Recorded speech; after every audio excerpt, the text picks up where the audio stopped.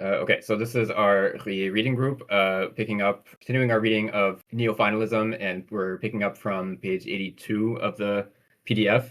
Well, we took a break last week, but in the last few sessions, we've been in this chapter with the title of which is The Reciprocal Illusion of Incarnation and quote-unquote material existence. So here he's getting more into the sort of conceptual side of what he's talking about. He's been, in the previous chapters, going through mostly like sort of criticisms of the more sort of standard accounts of finality, or attempts to sort of explain away finality in biological organisms and other domains. And now he's getting into the more like his own sort of approach to this sort of set of concepts.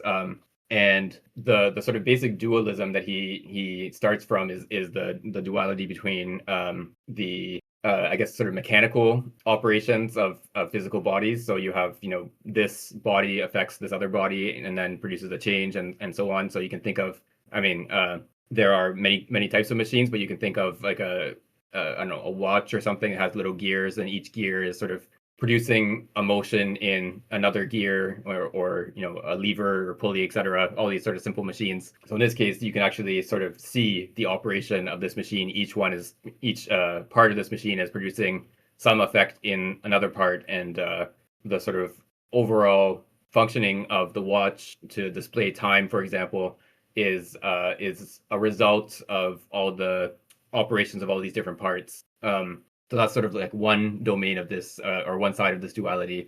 And then the other side, of course, is living beings, or anything that he describes as a true form. And so this isn't, but in contrast to the watch, of course, only exists with this structure, and has the capacity to perform this function of displaying the time, because someone put all these gears and other parts together in precisely this way. And generally, like depending on the design of the watch, it also requires some kind of synchronization. Someone has to adjust it to make sure that it is reflecting, I don't know, world time, or the sort of standard way of indicating a moment in time that is used in that society, whatever exactly it is. So, and this is in contrast, of course, to living beings. No one sort of finds a bunch of organs and puts them together to make a squirrel or whatever. And then the squirrel itself doesn't require any sort of like external synchronization. It doesn't need something outside of it to sort of integrate it into its environment. It is sort of capable of doing that itself. And this is sort of like the major contrast that he's pointing to here.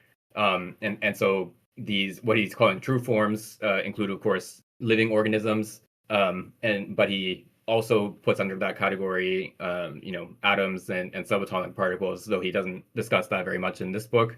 So these are entities that have a sort of for itself character. So the squirrel, or an oak tree or whatever, it's sort of present to itself in his or it has this absolute overview quality to it, as opposed to something like the watch, of course, has no for itself. It's just a collection of parts that we as a external observers, or users of the watch, sort of put together as a single object in our way of dealing with it. But there's nothing intrinsic to any of those gears that makes it a part of a watch, as opposed to just a gear lying on the table or whatever.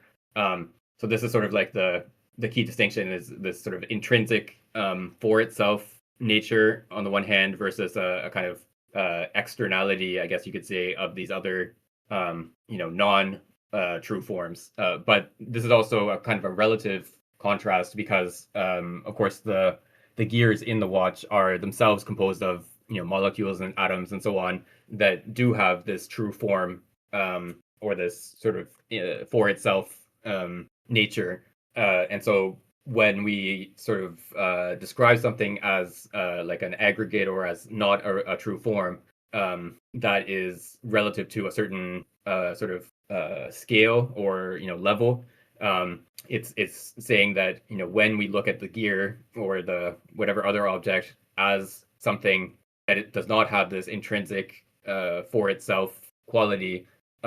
We're treating it as like an object of a certain scale, at the sort of level of say millimeters for a gear, and it's a collection. Some sort of grouping of entities that are, in this case, much smaller, the atoms and molecules and so on, that do have that true form quality.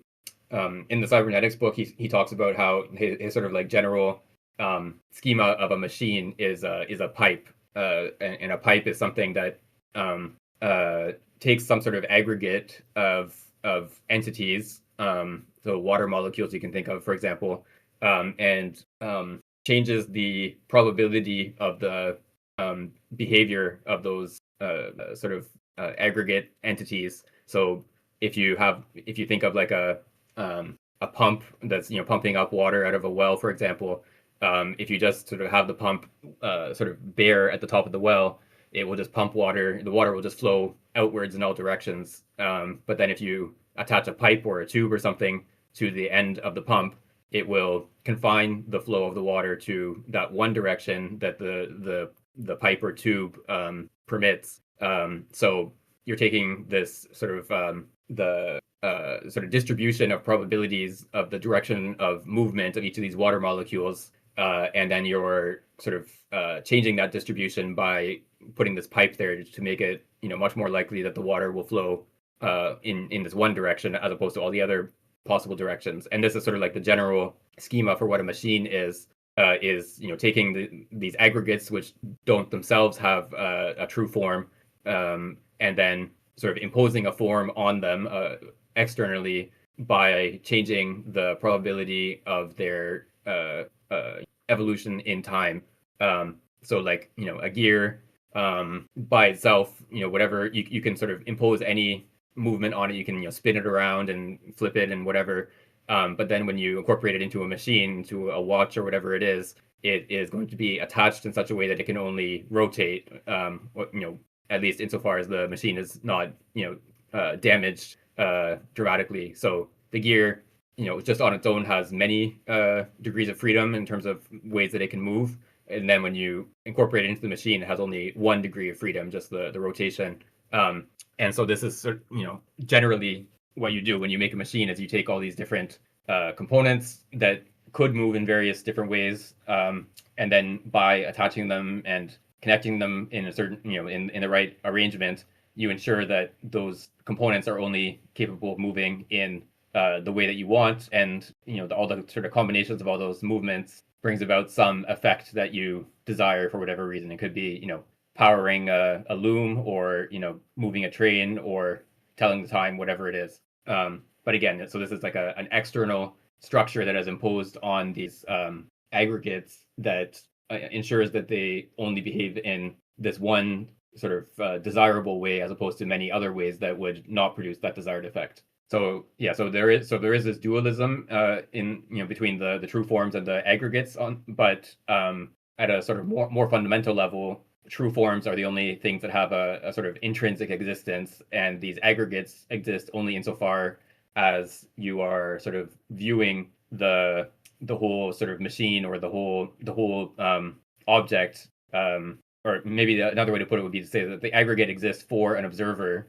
So you are looking at this gear as an object, but there's no sort of intrinsic existence of this gear as a gear. There's just a bunch of molecules that have intrinsic existence that are sort of connected to each other in various ways, but the gear as such has no intrinsic existence. So it's a kind of duality, where that duality is sort of exists only insofar as you are observing one sort of side of that duality, from it's only at a certain scale and it's from a certain perspective that there is such a thing as a gear, as opposed to just the molecules that make up that gear. Okay, so yeah, we can go on to start the reading here. So I don't remember exactly where we stopped, but I think we're at the first full paragraph on 82. I can read. These considerations provide the key to distinctions that should be drawn between the various bodies, or between bodies and step-by-step phenomena. Everyday language employs the same term, body, to designate the observable organism of a man or an animal, and to designate a structure or a mineral cluster. The same is true in French and German. The words corps and corper. Language is justified, as we have seen, by the general nature of observation. Just like a machine or a cloud, a living organism is observed only as a structure that emits photons. Whatever the structure's own mode of bonding may be, nothing of it appears in the pattern of light waves it emits, and in the pattern of the photoelectric effects produced on the perceptible surface. The bonds are always inferred, never observed. Nothing is easier than leading these inferences astray. A wax figure at the museum, an automaton, the shadow of a person on the cinema screen easily creates an illusion. Whether I perceive the circular appearance of a planetary nebula, a rainbow, a solid metallic sphere, a soap bubble, or an amoeba at rest, I always see a circle, and yet the modes of bonding in these various cases are extremely different. Once they participate in my quote-unquote perceptive space, and provided they have the same structural appearance, the most heterogeneous figures become mental images characterized by the conscious domain's mode of unity. They are thus subjected twice to a treatment that confuses them. First, all of their proper bonds are suppressed in the pattern of light waves. Then they all participate in the mode of unity of the consciousness that perceives them. Experience, induction, and the extended observation of forms, of their operation and of their behavior, have to intervene to distinguish these forms. Even spontaneous experience easily distinguishes between aspect forms and other forms and quickly refuses to consider the rainbow and the wave over a pond as quote-unquote bodies, or the wave over a pond. Enlightened common sense considers them not as bodies, but as phenomena that owe their unity to the continuous and statistical action of a law. But the distinction between the other types of bodies and between their mode of bonding is much more difficult, as the history of science shows. Superficial observation, and even thorough observation, of the movement of celestial bodies does not enable us to determine whether they are held in place by guardrails or by the solidity of the crystal spheres, whether they obey purely dynamic relations, attraction at a distance, or whether they follow a geodesic of non-Euclidean spacetime, whether they're divine spirits that obey the principle of the best. The superficial observation of the human body allows us to distinguish it from a wax figure and to distinguish a living being from a corpse. But even scientific observation does not allow us to easily distinguish the human body and its behavior from an automaton and its operation. In fact, the non-distinction is affirmed by Watson's disciples, or to distinguish it from a dynamic gestalt form of the quote-unquote soap bubble type. This distinction has also been affirmed, and it is even a recent discovery. This indistinction has also been affirmed. Even in psychology, paradoxically enough, researchers have not reached a definite conclusion about the mode of bonding that constitutes mental unity, and they believe it is possible to borrow from the type of bonding of external bodies the model that would allow them to elucidate all psychological phenomena. Ancient atomists explain knowledge by shocks among atoms. Associationists speak of the attraction between images considered as things. Quote-unquote gestaltists applied not only to the body but also to the mind explanations that rely on dynamic, step-by-step bonding according to an extremum principle. Maybe I'll stop there.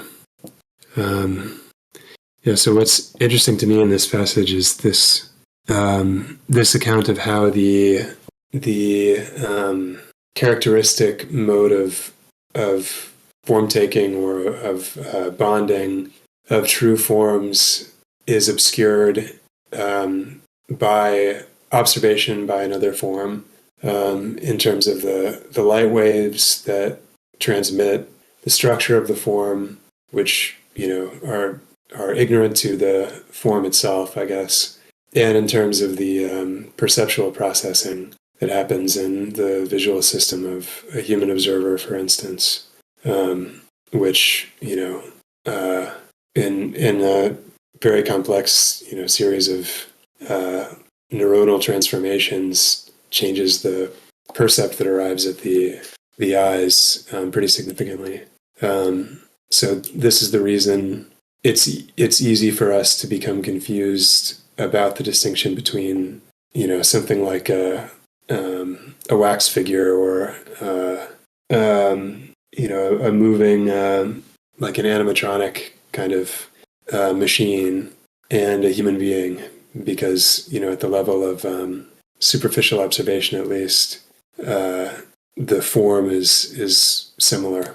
Yeah, I think we can see this as a kind of like counter or anti-Aristotelian sort of argument going on here, because of course for Aristotle, when you see a dog, for example, the form of the dog, the soul is his other sort of term. So that what makes the dog a living being that has a certain shape and properties and the capacity to reproduce and grow and perceive the world, etc. All this form is sort of transferred from the dog into you. So you are sort of receiving the form of the dog. And he talks about how the intellect has to be able to receive all forms, etc.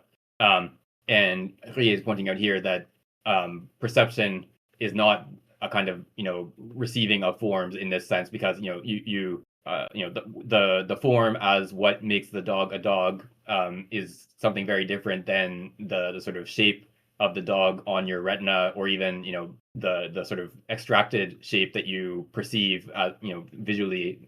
We can sort of observe this because we can be deceived relatively easily about whether there is actually a dog in front of us or not. So if you are watching a movie, you're in a theater watching light projected onto a screen, you see a dog running or whatever, like that's sort of the normal way you would describe what you're seeing, even though what is really there in front of you is just a white screen of some kind that has light being projected on it. The dog might have whatever dog was being filmed, that might have been decades earlier in a place that's thousands of kilometers away, etc. So there's no sort of like there's nothing like the dog form, what makes a dog that is actually present in front of you when you're watching that movie. But you still sort of perceive that sequence of images on projected onto the screen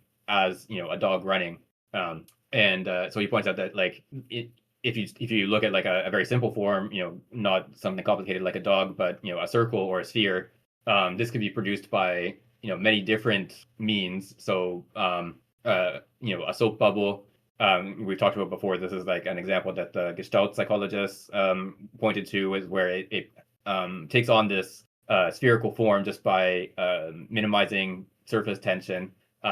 So if you look at this soap bubble, you have like a sort of circular form that you perceive. But then you can also look at like a billiard ball or something like that. Like this is a piece of wood or some other material that has been sort of sanded and shaped down to this spherical form. So this is the spherical shape is the same in both cases, but the process that produces it is completely different.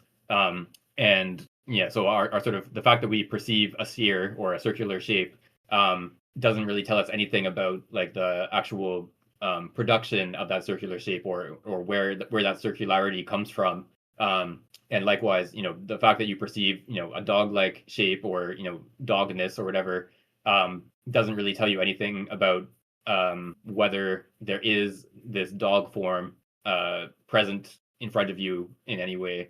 Yeah, it could be an actual dog, could be a robot dog, could be a projection of a dog on a screen at a movie theater, etc. So the sort of perceptual shape grasping that the Gestalt psychologists were pointing out is not some. It doesn't. So we can't sort of read off from the fact that we're grasping this shape perceptually anything about the actual forms that sort of bring about the existence of a dog or of any other of these true forms in the world. Just as a small sort of language note, so he mentions here, he talks about the use. He talks about how in English I don't think he actually uses the English terms in the original text, but the use of the same term body to refer both to the body of a living being, and like a piece of, like, say, a mineral or whatever. So the use of the word body in both cases. And so he says the same is true in French and German. So in French, that's correct. In German, slightly different. So there is this word Körper, which can be used for the body of a person. But there's also another word, Leib, that and Husserl talks about this distinction in a few cases, or in a few places, between like Körper and Leib. The word Leib is not really like a word that's used every day, but sometimes in like religious texts or whatever, and this sort of refers to like the living body, as opposed to like the body as a piece of physical matter that exists in a certain space-time location. So it's maybe a little bit more complicated in German than he's letting on, but yeah, this distinction he's making here, it seems to be similar to the one that Husserl makes in terms of Leib versus Körper, only that doesn't sort of line up terminologically. So what is sort of like characteristic of this distinction between Leib and Körper is that the Leib is like the body as a living being, as a being that is navigating the world and interacting with objects and manipulating them and so on. As opposed to Körper is a piece of matter that is extended in space and time in a certain location, etc. So it's one object among many others. And so these are sort of like two alternate ways of looking at what we mean when we talk about the body of a person. I'm not sure actually if Husserl ever talks about whether a dog has a Leib in that sense. Yeah, but I think for Ruyer, insofar as the dog is a true form, it would have this body in that sense, in the Leib sense, as well as a Körper in the sense that you can treat a dog as a spatiotemporally extended material object. Okay, so we can go on to the next bit from 83 at when we observe. Would you like me to read? Yeah, sure, thanks. When we observe a being sufficiently large and complex that its structure can be reproduced on a perceptible surface, a tree, the mobile letters of an LED board, or a living or a dead cortex, we are exposed to all the errors of what Whitehead called a misplaced concreteness, and to all kinds of uncertainties about this being's modes of bonding. But extended observation, which reveals the behavior of the being and not simply its instantaneous structure, experimentation, and induction allow us in principle to perform the necessary discriminations. A hierarchical structure, a unified behavior, self-regulation, and especially self-repair, equipotentiality, the observable criteria of teleology, as a behaviorist like Tolman can define them, lead us to imagine modes of bonding that differ completely from the step-by-step, which can explain the subsistence or the operation of an aggregate, a gestalt form, or a machine. The self-regulation of a gestalt form can be explained by side-by-side interactions according to extremal laws. The self-regulation of an automatic machine can be explained by the arrangement of its pieces and its amboceptors, which propel one another. In any case, because we observe no form in its subjectivity, no bond in itself, there is no reason to believe that we are scientifically obliged to reduce everything to step-by-step bonds. Nor is there any reason, under the pretext that nothing is a body, to assign a subjectivity to what is merely a cluster, an aggregate, or a mechanical assemblage. Heymans commits this mistake when he claims to go to the end of what he calls his psychic monism, and renews Fechner's dreams about the soul of the earth, considered as a psychological individual. This mistake derives from a more serious and more fundamental error. Heymans does not distinguish between the observed being's various modes of bonding. He admits that physical laws are merely the reflection of a concealed real causality, but models this real psychic causality on the physical step-by-step causality. He simply replaces physical determinism with a psychic determinism of the same type, and is therefore incapable of distinguishing between a pure aggregate, like the planet Earth, and an equipotential system like the brain or the embryo.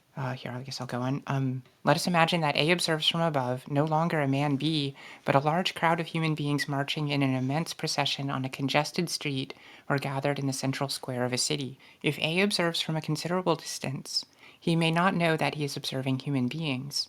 He notes that this crowd, this material fluid, behaves mindlessly and unpredictably.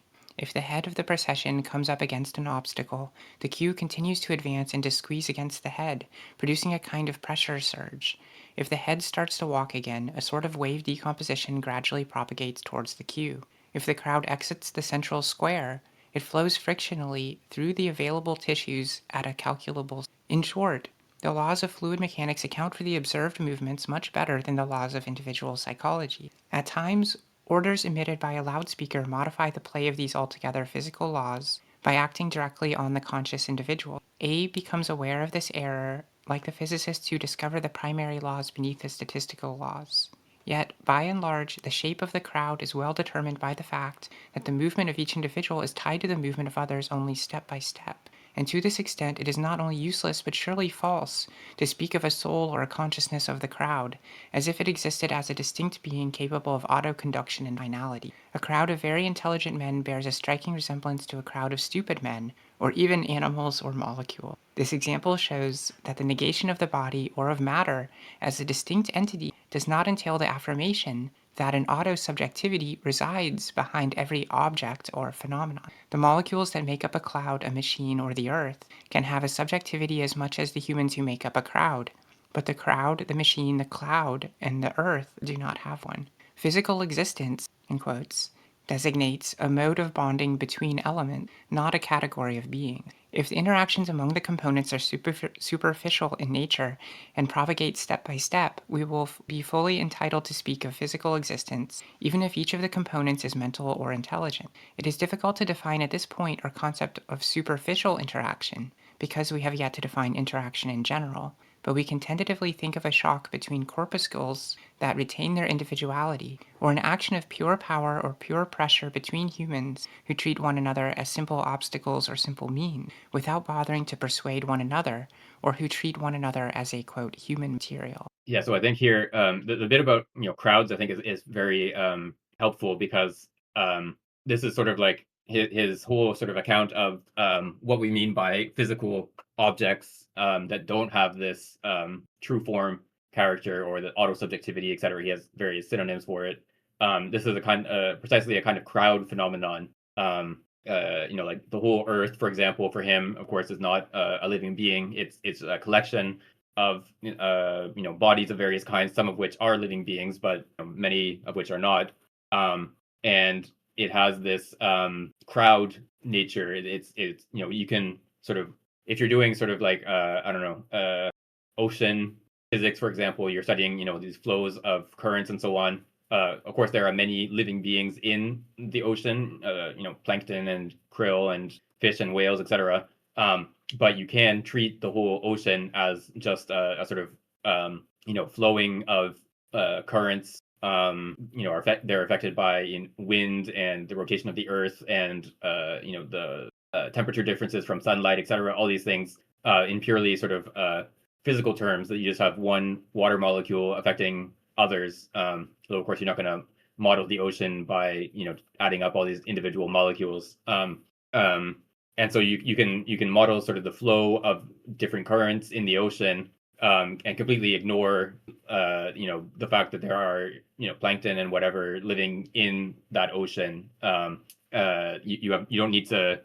take any account of the true forms that are living in that environment. And this doesn't tell you anything about whether there are true forms there at all in this environment. And so the crowd example, I think, is a good way of sort of grasping this, is that you can, if you're sort of looking at, and this is something that not even just like crowds as sort of like a particular phenomenon, but when city planners, for example, look at like traffic flow through around downtown or in and out of downtown, they don't sort of like study the like individual psychology of the person who is driving a car or whatever it is, mode of transportation. They just sort of look at flows of cars as if they were water molecules or something like that. It's just, this intersection has an average, rate of flow of traffic of, X vehicles per hour, whatever. And so you can just sort of study the flow of traffic as if it were, a fluid flowing through a system of pipes. Of course, each of these people has, there's a reason why they're, driving from one place to another. They might be going to work or coming home or whatever. but you can completely ignore all of the sort of psychology side of it and just treat them as if they were water molecules. And so the fact that you are sort of treating these people as if they were water molecules doesn't really tell you anything about whether there is a true form, involved in this sort of operation at all. And so when you look at the city as a network of pipes, I guess, in a very sort of general sense, you're treating the city as a physical entity in his terms, so that you're treating it just as a sort of collection of entities that have this sort of very external or superficial linkage to each other. But then, of course, if you want to so this is like a sort of good approximation for a short time frame. Like if you want to know, is there going to be a traffic jam in this intersection? If X number of people are trying to get from point A to point B. But if you want to study like the form of the city over the span of say 100 years, of course there's going to be a lot of like decisions that you do have to understand in terms of finality, that affect the shape of the city over that time frame. Whether the city decides to build a subway system, for example, is not something that you will be able to model by like treating all the residents of the city like water molecules. So it's not that the city is like a collection of pipes plus a soul or something like that. It's just that when you are studying certain aspects of the city, you can sort of treat the inhabitants of or you can treat the city as just this sort of collection of dots that move around in accordance with these very simple rules. But then when you are looking at other aspects of the city, you do have to take account of this finality, or this orientation towards values, etc. And so it's the same thing when you're looking at a living being. So you can, of course, look at the way that say blood cells move around throughout the circulatory system of a human body, and then of course you don't have to think about what the blood cell is trying to do or what its goals are, etc. But the whole sort of arrangement of the human body is not something that you can reduce to just these very simple interactions of points, or of these like treating the cells as if they were these sort of abstract drivers in a traffic network. Yeah, I agree that it's a very helpful distinction. This definition of the physical in terms of this kind of side by side and step by step mode of interaction. I know he hasn't really gone into it. I haven't really read ahead, but I think he's going to talk more about the mode of bonding of living forms later on. But yeah, as of now, I don't really see how Ruyer would respond to a kind of unsympathetic reader who would say that true forms are just sort of really complex, step by step and side by side modes of organization. And they are far more complex than like fluid dynamics. But that, despite the complexity, it could all come down to kind of side-by-side interactions. I suspect it will have something to do with the way these forms persist and kind of maintain themselves over time, but as of now, kind of obscure to me.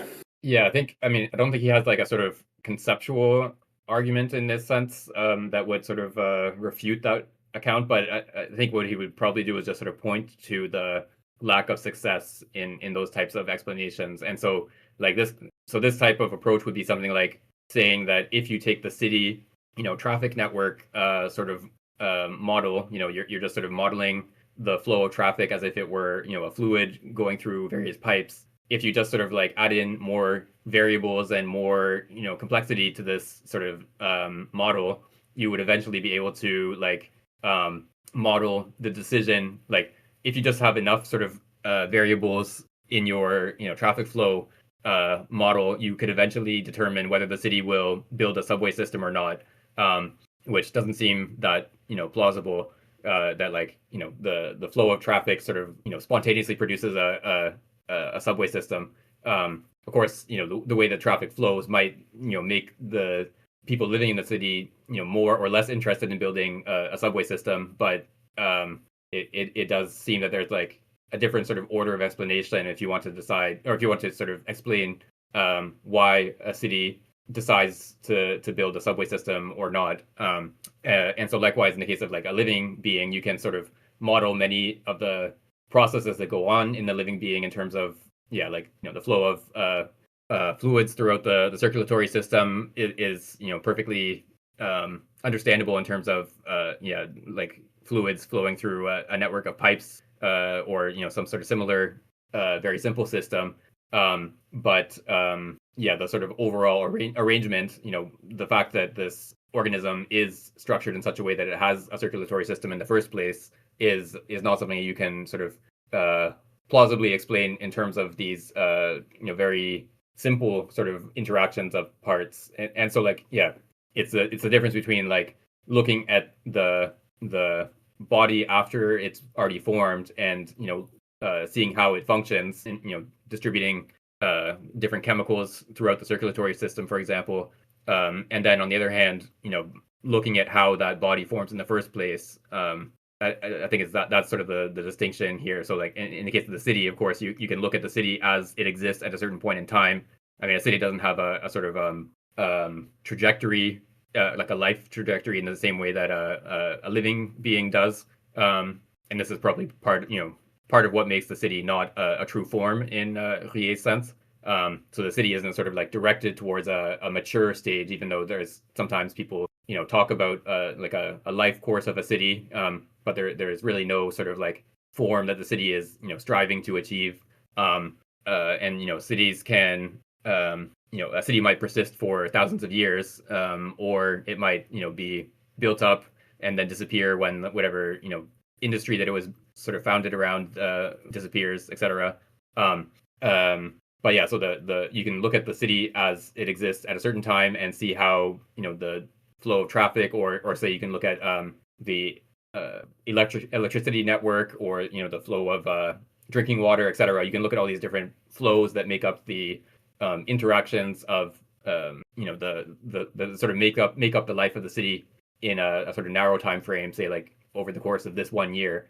But then if you want to look at the way that the city develops over the course of a century, then those sort of interactions don't sort of get you to don't give you an explanation of that development over many years. In the same way that in the case of the living being, you can look at the adult organism and see how it all sort of functions, but that doesn't necessarily tell you how you get from the embryo to the adult organism.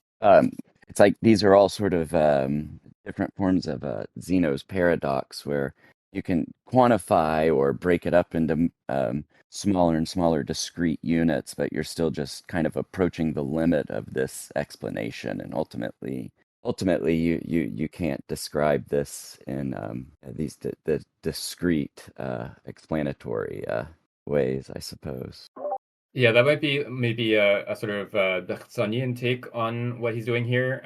That like, so if you were to sort of take the city example, if we stick with that, so like, you might say like, take like a bunch of 1 month snapshots of like the traffic patterns of the city, and then you might want to say like, if you take all these 1 month snapshots over the course of a decade, can you sort of like understand the the pattern that develops over the course of that decade, just in terms of 1 month snapshot leading to the next, and just sort of this like step by step operation. If you're just looking at sort of like the traffic pattern, then that might actually, I mean, I guess it depends on what exactly is going on in the city. So if the city does build a subway system, obviously that's going to make a big difference to the flow of traffic within that city.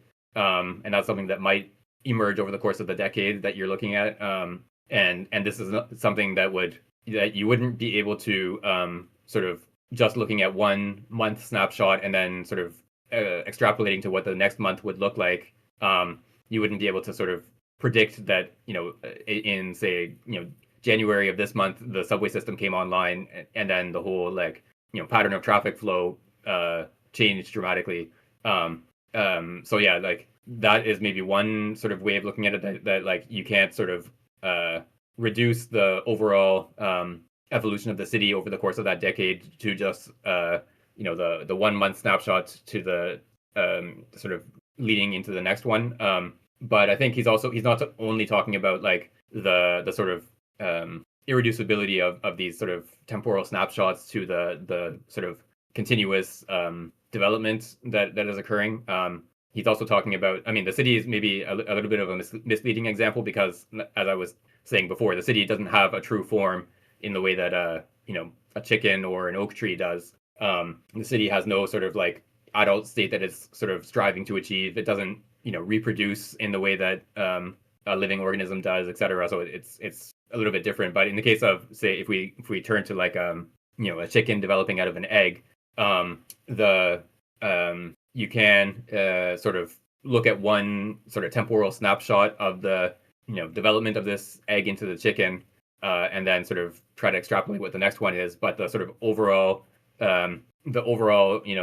formation of this embryo into an adult chicken is not something that is sort of explicable in terms of just looking at one snapshot of the egg at this moment in time, and then sort of saying it must develop into, I mean, because we see this because of the equipotentiality sort of arguments that he's gone through here, that of course if you take this egg initial state and let it develop normally into a chicken, it will develop one way. But then if you sort of swap the left and right sides of this egg, it will still develop into a normal chicken, even though it's undergone this like extremely unusual sort of developmental accident. So yeah, this is sort of like what makes an egg developing into a chicken different than, say, I mean, if you were to take a city and swap the left and right sides, I don't think it would sort of spontaneously reassemble into a normal looking city. I can read the next section if we're ready. Yeah, sure, go ahead.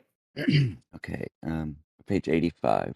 This example shows that the negation of the body or of matter as a distinct entity does not entail the affirmation of an autosubjectivity, does not entail the affirmation that Sorry, an we read this. autosubject. Sorry, we read this paragraph. Oh, I think we're at sorry. Okay, next this paragraph. distinction. Yeah, the next one. Okay. Thanks. Yeah, sorry. This distinction between physical, quote unquote, body, obeying a step by step causality, and organic, quote unquote, body, unified and capable of equipotentiality and autoconduction, avoids of the dialectical distinction that Hegel renewed between the, quote, in itself, unquote, and the, quote unquote, for itself, the in itself supposedly primitive relative to the for itself. We cannot help but detect here a reflection of the old metaphysics, which are the products of the quote-unquote pre-scientific conceptions of the world. The in itself is the Grund of the old German philosophy and even of the primitive chaos of theogonies. In France, the notion has in particular evoked memories of the old materialist mechanism. On a primitive, blind, and deaf ground, consciousness, the quote unquote for itself, establishes itself and alone gives a sense to this quote unquote primitive. It creates the world by naming it. That last sentence was a quote. The facts do not confirm this poetic interpretation or these scientific dialectics. Psychological consciousness in the ordinary sense of the word, which is specialized in the sensation of external beings through the special arrangements of the cortex and of the sensory organs, is not the only quote-unquote form. Every being, every center of activity, is its own subject and possesses itself. Every being that is not aggregate, every quote-unquote organic being in the broad sense in which Whitehead uses this term, which also includes the individualities of physics and chemistry, is a form, that is, directly self-possession, quote-unquote, for itself, as well as, quote-unquote, in itself. Brute, blind, and deaf existence has to be understood starting from this presence of forms that possess themselves, in the same way that the laws of classical physics can be rediscovered from the data of microphysics. They derive from these data by virtue of the multiplicity of beings which, having become foreign to one another, only touch by their edges superficially, and only act on one another step by step. They can thus form clusters, processions, or crowds incapable of autoconduction. How does this multiplication of beings occur? We do not claim to know, yet biological facts and even chemical facts attest to this double operation without disclosing its secret. On the one hand is a multiplication that remains dominated by a surveying unity and that retains equipotentiality. The cellular multiplication leads to the development of a multicellular being from a unique cell.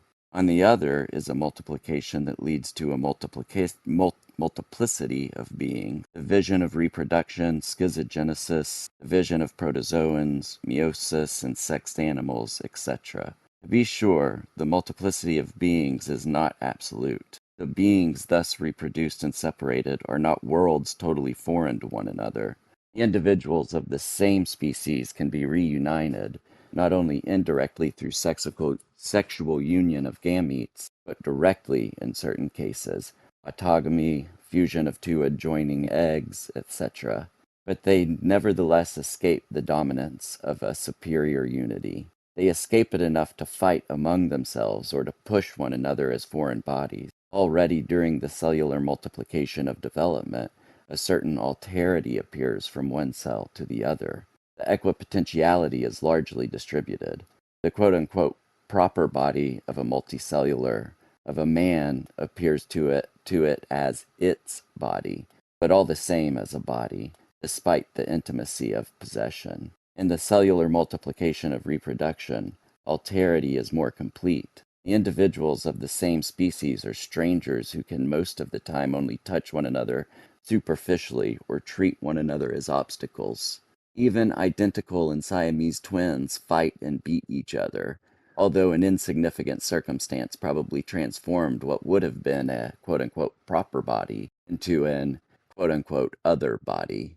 Our A and B could be a single quote-unquote Y-shaped monster who has survived, like the twins who lived until 28 years old of age in the court of James IV of Scotland, and who had a single common body from the pelvis down. And here he refers to 25, which goes back to figure 24, which was the two separated bodies, A and B. Here it's a single body. He's got this, he's drawn the body here, this sort of oblong oval shape with a half circle in the upper fifth, I guess representing the head. Here it sort of looks like a like a slender long thumb with an obsessively trimmed nail at the top, I suppose. But here, this A and B, which was two bodies in figure 24, is a single body that splits at about the horizontal axis to form a Y shape. So you have two heads. So the tip of the thumb has split into two and begun to separate. So, but yeah, essentially here, he's as I read it, he's discussing the fact that while these bodies, and we still have some difficulty perhaps saying exactly what a body is, differentiating between an organic and a pure physical body, but even there, these bodies multiply, and exactly what delineate the separated bodies is not as clear cut as it might seem. Yeah, so I think when he's referring here to Hegel, the in itself and for itself, he might actually be thinking of Sartre, and that might be his more sort of immediate target. He's sort of obliquely criticizing Hegel for that reason. The bit about the sort of separation of bodies, I think so. He's pointing out here that even though in many cases it's not always easy to identify, what is one individual and what is another, and this is, something that goes back to Simondon, where he talks about these, corals, for example, that live in this sort of strange colony form where, they have like a shared circulatory system, for example, and it's hard to say like what is one coral in this sort of collection of fused coral entities. And it's still like, even though there are these sort of like difficult cases, it's still true that there is like a sort of distinctiveness of one individual from another in cases where, for example, you have two individuals that fight each other.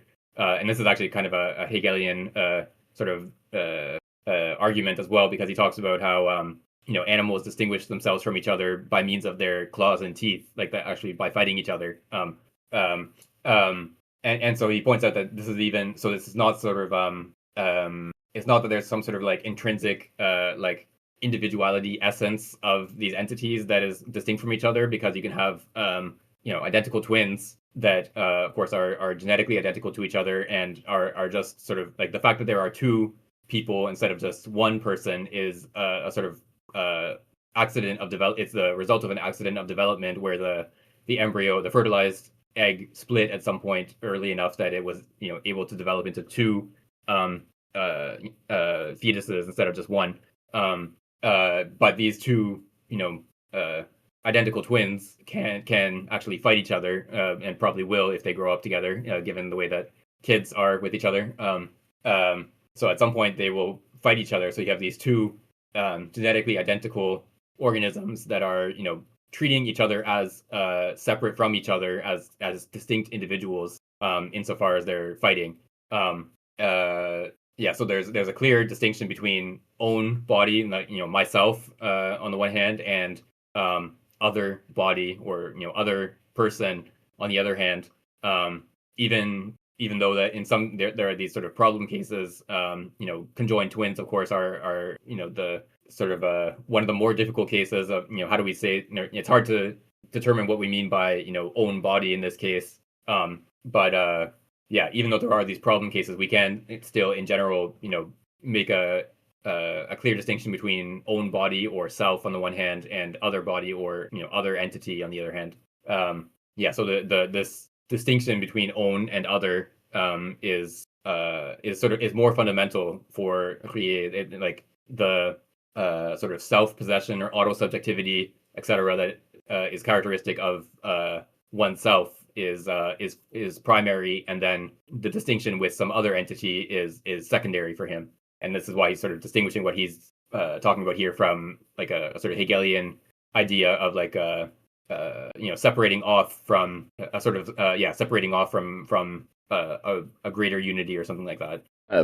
This is a bit of a deviation or side note here, but the section where he talks about in a multicellular organism, the sharp division between cells. I think from my perspective, that's one thing that's interesting, is I think we are learning more and more, and that this is something we'll probably see over time, is that there's actually more that these boundaries are not quite as clear cut as we've always believed, and that there is more like potentially sharing of constituent parts between one cell and another. I mean, we right now we might have something like what they call exosomes, which is basically the budding of a membrane of one cell and then a fusion onto another cell, or you can think of like synaptic vesicles or something. Um, uh, but I don't know. I feel like we'll see that actually maybe even like whole sections of plasma membranes may fuse and temporarily form a single cell that may again split, and that this is a lot more dynamic than we've believed up to this point. But that's has nothing to do with anything, just something I find it. Yeah, I think I mean a lot of these distinctions are a lot more difficult to apply to concrete cases than maybe he's sort of pointing to here. So like even the distinction between own body and other body. So like of course we know that humans are also host to many millions of microorganisms. It's become a sort of trendy concept in the last few years, a microbiome and so on. And there are some of these microorganisms that live in our digestive system that are essential to our ability to digest certain kinds of food. That like if you don't have these things, you can't digest this kind of food. So it's not really clear if it makes sense to say that we are actually digesting this food as opposed to letting these microorganisms digest it for us, and then we're using whatever sort of the products of that digestion. And even sort of more complicated is the fact that there are some of these microorganisms that actually participate in our immune response to other microorganisms. So like if you are if certain types of bacteria get into your into your body, you have some other bacteria that live in you that actually attack those bacteria as like foreign bodies. So like in some cases there, like you might be tempted to treat like the immune response as sort of like the boundary of an organism, that like, the immune system is attacking something that is other, that is not self. But in this case, these bacteria are sort of part of that immune response that is attacking something that is other. So yeah, it's not always clear when you sort of like zoom in to look at how these say like self-other distinctions are sort of drawn in particular cases. It's often quite difficult to sort of draw this distinction in a way that makes much sense. Yeah, it's often a lot more complicated than it might seem at first. But it's certainly true, despite all these complications, that there is a sort of self-other distinction that is sort of operative in the way that a human body, or a chicken or whatever, sort of goes about its life.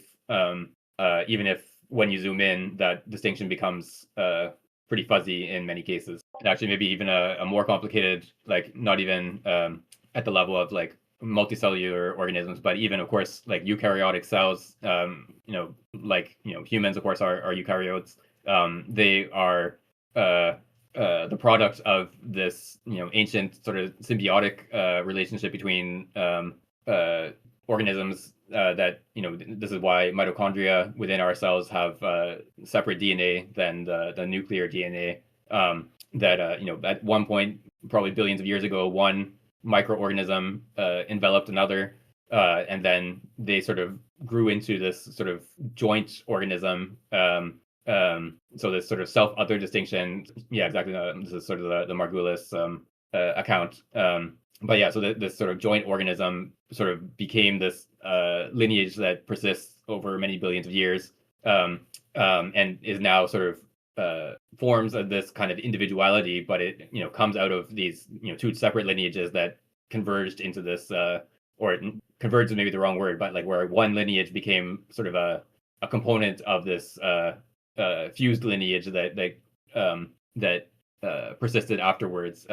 So yeah, even in this case, what was two, at one point was two distinct organisms. You had a self and an other, opposed to each other and mutually opposed to each other. Eventually became this sort of larger self that is opposed to other entities that have this dual nuclear versus mitochondrial distinction. So yeah, it's again, when you zoom in and look at these more specific cases, it's quite fuzzy. But that doesn't mean, of course, that like one chicken and another chicken are not two distinct individuals. Yeah, and as I'm beginning to understand his concepts of primary consciousness and then like the domains of equipotentiality, there's probably perhaps maybe there's some correlation there with kind of what you were just describing, in that that as I understand it, a primary consciousness can have different domains of equipotentiality, and that even what is a single domain becomes multiple domains over time within this single primary consciousness. And hopefully I'm understanding this correctly. Yeah, so I think, yeah, so in the case of say like the identical twins, yeah, so you could have like, so the initial state is the fertilized egg. It is one egg, and then as a result of whatever developmental accident, it splits into two embryos that each develop independently afterwards. So yeah, you could have like at the initial stage before the split, it of course is one sort of primary consciousness, and as a result of this split, it develops as two separate, two distinct primary consciousness. Yeah, this of course is the not the sort of usual trajectory in the development of humans, but I think I'm trying to remember. I think there are some animals where like twins, or the splitting of an embryo is actually part of the sort of normal developmental trajectory. I can't remember a specific example right now, but yeah, so it obviously depends on which, and of course there are organisms that reproduce asexually just as a sort of normal form. So they produce buds, or sort of germinate or something like that. They produce this asexual genetic copy of themselves that eventually splits off into a separate entity. So this is it's very dependent on the specific organism. Okay, so I can go on to read the next bit. I think I'm going to go to the end of the chapter because it's a bit more than the page.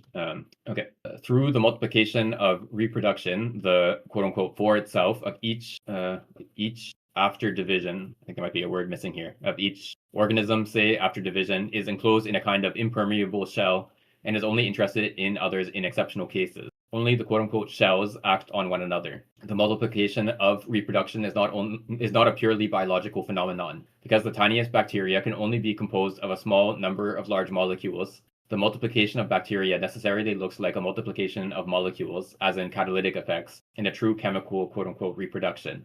From the molecule to the chemical micelles, from the latter to biological micelles, all sorts of transitions can be found. The chemical or biological micelles are able to quote to split into similar micelles by a genuine process of reproductive fission. According to some physicists, the multiplication of beings from a primitive unity is much more fundamental, since G. Lemaitre proposed the bold hypothesis of the unique primitive atom, the organ of any cosmogony. But the interesting point is that multiplicity, and therefore the quote-unquote body, so-called physical or material existence, emerges from a more primitive unity that is not a body but an autosubjective being, a form for itself. We need not resort to bold cosmogenic hypotheses to uncover, if not to understand, this passage to physical existence. It takes place every day in plain sight. It is not a fabulous adventure that ends in a Grund, dialectical moment of the absolute spirit, or a, quote, annihilation of the in itself, unquote. When a whole school of herrings emerges from the spawning of a single herring and meanders, quote-unquote, mindlessly in the water like a cloud in the sky, there is indeed a passage from an organic reality to a semi-physical reality. From all points of view, the mode of being of the body of physical matter is a derived and secondary mode. From all points of view, the mode of the subjective equipotential domain is more fundamental. The quote-unquote thematic and the quote-unquote teleological are primary. Starting from autosubjective domains, we can understand how a multiplicity of beings can appear through fragmentation or reproduction, a multiplicity that is subjective yet tied by step-by-step connections, and whose speed of interaction will constitute what is called physical existence. But the reverse is not true. It would be impossible to understand how a subjective domain could be born from a multiplicity of physical beings that are pure bodies. When a composition seems to be creative, it is because the component bodies have not interacted as bodies but as subjective domains that are not totally distinct. Cartesian dualism, or the modified dualism we provisionally posited for convenience, can now be abandoned. The intimate union of consciousness and the body, or of the organism as a subjective domain of consciousness and the organism as a set of tools, organs, is not a scandal or an enigma. The body is the appearance that a composite domain B takes for a subjective domain A when B only acts on A superficially, and when A only considers the multiplicity of B's component sub-individualities. All kinds of degrees exist in the intimacy of interaction, from the intimate participation of two domains, in which case they are strictly one and are simply parts in the same form in itself, to the nearly absolute distinction that engenders the object as a pure thing. In our own body, we discover all of these degrees because our nails and hair are for us bodies almost as foreign as a pocket knife or a comb, because we are only interested in their healthy physical state, and because we can see them from the outside and cut them without any synesthetic sensation. By contrast, our sensory cells directly participate through their own activity in the activity of our eye consciousness and contribute to, quote-unquote, informing this consciousness in the two senses of the term. The general problem of the multiplicity and interaction of beings subsists, but it absorbs as a particular case the problem of the interaction between consciousness and the body. What subsists above all else is the enigma and the paradox of a multiplicity that offers degrees and excludes unity more or less. Finalist activity implicates a quote-unquote surveying unity that organizes a subordinated and semi-quote-unquote alienated multiplicity. The animal or human finalist activity, which uses the brain and sensory organs as devices to make the external bodies intimate and to organize them into tools, is simply one particular case of finalist activity in general. To grasp the general case, we have to examine more closely the nature of the unitary domains of form and activity. And so Angus has a comment in the chat here. So A's own body affects A superficially insofar as it is visually perceived, but intimately insofar as it is lived. Yeah, I think that's right. So if you are using your hands to pick up a coffee cup, you are sort of living through your hands. You're living in your hands. But you can also sort of look at your hands from outside. You can, watch what they're doing, and then you're sort of externally, perceiving your hands as a result of the light that is reflected off your hands onto your retina. And sometimes you might have like I don't know, you've been injected with a local anesthetic or whatever, and you might see your hands moving and then not have any sort of internal kinesthetic experience of what your hand is doing. And you sort of see your hand doing things as if it's like an external object. And I think if I remember correctly, like some of these experiments with the kinds of experiments that you can only do on these like severe epilepsy patients that have to have brain surgery, they can stimulate a certain region of the brain that causes the hand to move, but the person might not have a sort of like inner experience of moving their hand. They just sort of see their hand moving, and so it has the sense as if someone else is moving your hand, which seems like it would be a very creepy experience. And yeah, so there are of course other parts of our bodies that are just in our normal life treated as sort of external. So like your hair, you can cut your hair without having any experience of pain, of course. And yeah, so your hair is sort of attached to your body, but it's not part of you in the same way that say like your skin is part of you. I wanted to come back to this the example of the herring because I think this is an interesting it's something I meant to mention earlier, is that so when you look at like a school of fish or a flock of birds, and you're just sort of watching them in sort of everyday life, they look like they're sort of coordinated in a sense. Like you see them sort of make a sharp turn, and they all sort of move together, and they seem to all be like, I don't know. It's almost as if there's like a sort of a mind of the whole flock of birds that is sort of deciding to turn at this precise moment. But there's been like studies where they film the school of fish or the flock of birds, and then play it back in slow motion, and you actually can explain the movement of this whole collective of organisms just by looking at, so each individual bird or each individual fish is just sort of watching a couple of birds or fish next to it, and so it's just adjusting. It's just making sure that it's keeping the same distance and angle relative to the surrounding organisms, and that sort of has the result that they all are sort of coordinated with each other, and it's happening very quickly. But when you look at it in slow motion, you can see that one of these birds or one of these fish is making the turn first, and then the others are all just sort of adjusting to it. Yeah, so in this case, the sort of quasi mind of the flock or of the school of fish is just a result of this like step by step interaction. But of course, for Ruyer, this is like fundamentally different than what is going on in the individual fish or the individual bird. These are true forms rather than sort of pseudo forms that are only that only have this sort of seemingly coordinated sort of behavior from the outside as an observer. Yeah, so this is sort of like the fundamental distinction here, and so like when he's talking about these, what it is for something to exist as a physical body, it's it's sort of the school of herring example where these individual true forms are interacting with each other in this external step by step way that produces a kind of external unity that makes it like a physical body. And so, yeah, so something like, a pencil or whatever, each of the molecules of the pencil are sort of connected to each other in such a way that they tend to move together. And this sort of gives a kind of quasi unity to the pencil, but there's nothing sort of intrinsic. There's no sort of intrinsic form of the pencil. There's no auto subjectivity of the pencil as such. I kind of the way I read this, or the way I took this was essentially he's saying that that there is a primitive unity is the word he uses, this single auto subjective being from which this larger unity can emerge, but only because it's made up of singular unities. And so I don't know. In my mind, he was making an analogy between our own bodies emerging, sort of from that embryonic primitive unity, in the same way that a school of fish or a flock of birds might emerge from a single individual. But maybe I'm trying to be too poetic about that.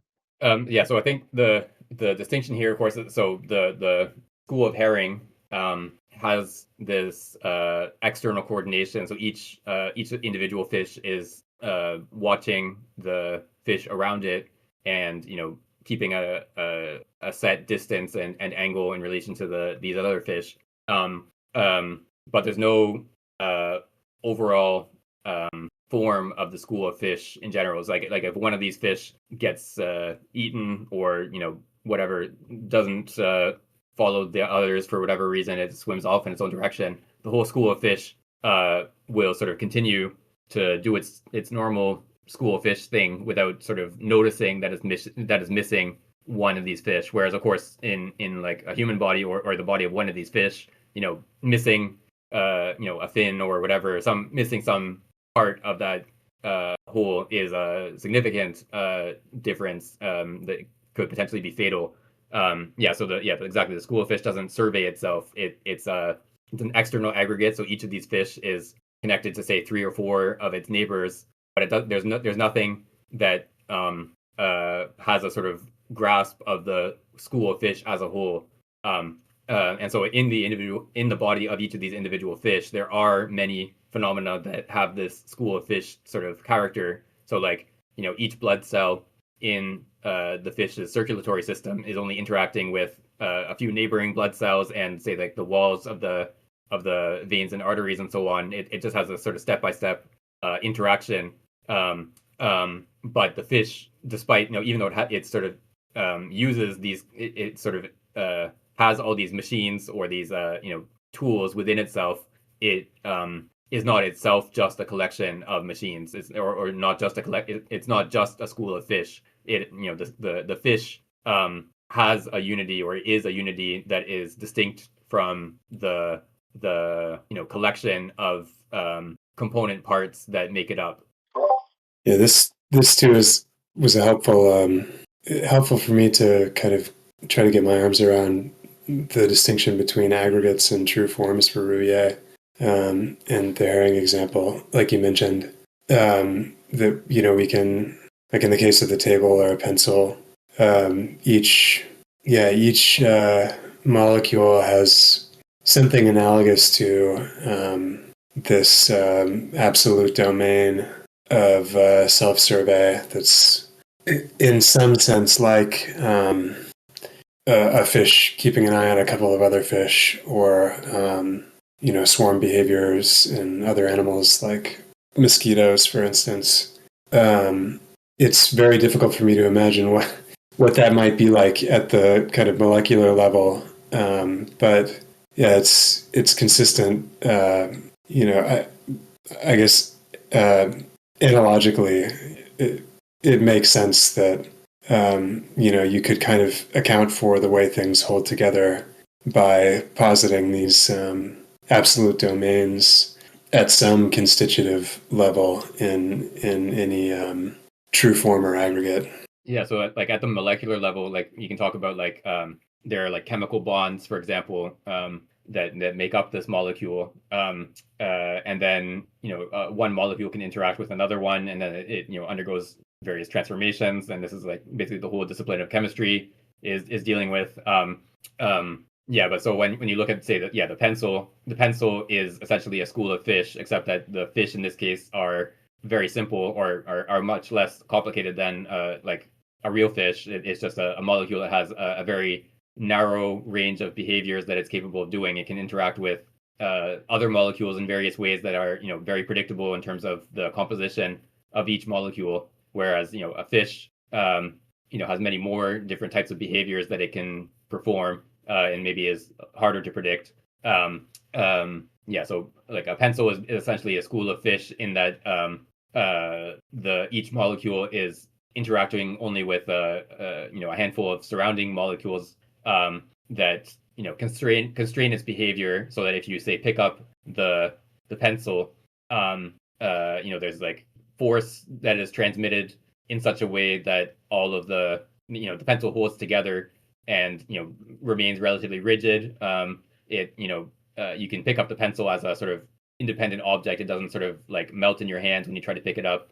Or like if you try to pick up, a piece of water, it already sounds weird when you put it in this way. But if you like use the same hand motion that you would for picking up a pencil, and stuck it into a bowl of water and did the same thing, of course you wouldn't be able to pick anything up at all. You would just have like slightly wet fingers and the water would drip off. And so this is like a different sort of connection. The water molecules are connected to each other in a different way than the molecules that make up the structure of the pencil. And we treat the pencil as a unit or as like a distinct object because of the way that these molecules are connected to each other. But sort of at a more fundamental level, the bowl of water and the pencil are basically the same type of thing. Just that it's just harder to draw sort of a boundary around one sort of segment of water compared to the pencil, which has a very clear boundary with like the surrounding air or the desk that it's lying on or whatever. But in each case, the sort of connection between the parts of the volume of water and the connection between the parts of the pencil are, in both cases, they're like they have the sort of school of fish type of connection with each other. That each molecule or each part of this object is just interacting with neighboring parts in this relatively simple way, or relatively superficial way, and there's no sort of overall unity. There's no absolute overview of the pencil as such or of the bowl of water as such. Yeah, so I want to make sure that I'm on the same page as everyone else as well. Um, yeah, so the where the analogy between the body and the school of fish breaks down is the human body or any organic body is the domain of a primary consciousness, and as he calls it, whereas the school of fish is multiple of these. But towards the end of this chapter, he has this sentence: finalist activity implicates a quote unquote surveying unity that organizes a subordinated and semi-alienated multiplicity. And to me, this is really the key here, because he keeps referring to it as either the I consciousness or cerebral consciousness. As I understand it, those are the same thing as he's writing about it. Is that how everyone else is understanding it? Yeah, Yeah, I that's think that's right. Oh, sorry, go yeah. ahead. Okay. Okay. Yeah, I just wanted to make sure. Oh God, I that was where I was going to jump off to my main point, and I just lost it. Um, I just lost it. Let me try to get it back. Yeah, no worries. So yeah, again, it's this distinction between the human being as this true form. So we are organisms that we have this true form character, but we can also look at ourselves as objects. You can look at your hands, you can touch one hand with the other, etc. So you can treat your body as this sort of semi-external entity, and then we also know that our bodies are made up of these sort of machines, these biological machines as well. But it's this sort of overall directing pattern that is the true form, that sort of takes in nutrients. For example, it takes in these molecules that make up our food, and then imposes a certain form on them. Takes in some of those molecules, subordinates them to various chemical transformations, gets rid of what it doesn't need, etc. And then some of those molecules in your food end up becoming part of your body, in the sense that they are used to make proteins and lipids and all these other substances that are part of our bodies. So like there's this kind of flow of chemicals in and out of this overall organism, and some of those chemicals are taken up to reproduce these machines that tend to break down, of course, over the course of our lifespan, and so we need to take in chemicals from outside to rebuild these machines every day. And yeah, so this is like what it is to be a living organism, is to reproduce this form, this pattern, over the course of a lifespan. Yeah, yeah. I had a point I wanted to make, and I wish I had written it down, but yeah, along those lines, and just kind of everything else he's brought us to at this point in the book. And I think a critical distinction that is probably difficult, that would be difficult for a lot of people to make here, is exactly that he's got this multiplicity within a primary consciousness, of these different domains, that are subordinated, and semi-alienated from one another within the primary consciousness, and that the I consciousness is one of these domains. Whereas, but our reflexively, we're going to say the I consciousness would be the primary consciousness, would be the thing responsible for everything, would be the body. The body is just subordinated to that cerebral consciousness. So we've sort of inverted this, where a singular alienated domain becomes, the primary domain. And so flipping that, I think, is critical to understanding the rest of this. And that's where I don't know, that to me, that the example with the herring felt so poetic to me, was just that distinction and subordinating of the cerebral consciousness to this more primary unitary, or this more primary consciousness. Yeah, I think the distinction of the primary versus secondary, we can think of, like, if you think of something like a jellyfish or a sponge or whatever. It seems, I mean, obviously we have no idea, we have no way of knowing what it's like to be a jellyfish, but it seems unlikely that there is a sort of like secondary consciousness. The jellyfish is sort of like aware of itself as I, and as distinct from other entities. But at the same time, there is this primary consciousness, because the jellyfish is an organism. It is a true form. So it is, sort of producing itself. It has this sort of auto-subjectivity. Yeah, so this sort of like is an indication of the distinction. And so in the case of the human being, of course, yeah, when we say I, we are sort of referring to ourselves, I guess, under the guise of that secondary consciousness. But there are, of course, many millions of things going on within ourselves all the time that we are not aware of. And even the capacity to have that sort of secondary consciousness, that sort of I consciousness, involves all kinds of operations of neurons, for example, that you can't just sort of like be aware of directly. Like you are not aware of all the neurons that are firing in your brain that are sort of bringing about that experience of awareness.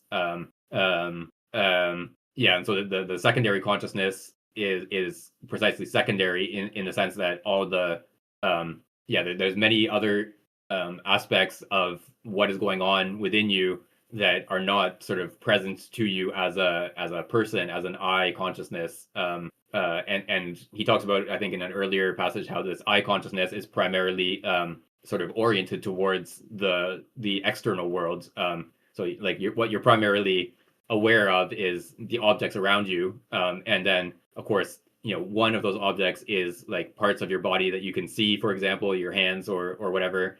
And you can also sort of focus your attention on kinesthetic sensations and things like that. But your sort of I consciousness is primarily sort of directed towards how you are interacting with your environment, and it's sort of a secondary formation that it depends on this primary consciousness that is precisely the sort of inner life of that entity that you can secondarily observe sort of from the outside.